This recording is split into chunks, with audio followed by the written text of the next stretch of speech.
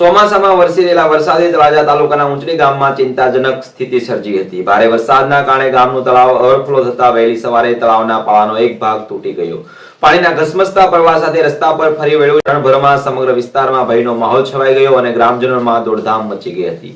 પરંતુ આ વિકટ સમયે ગ્રામ પંચાયતના સભ્યો, ગામના આગેવાનો અને સ્થાનિક લોકોએ સમય બગાડ્યા વિના તાત્કાલિક કાર્યવાહી હાથ ધરી હતી અને તુરત જ જેસીબી મશીન મંગાવી તૂટેલા પાળાને મજબૂત બનાવવાની કામગીરી શરૂ કરવામાં આવી હતી।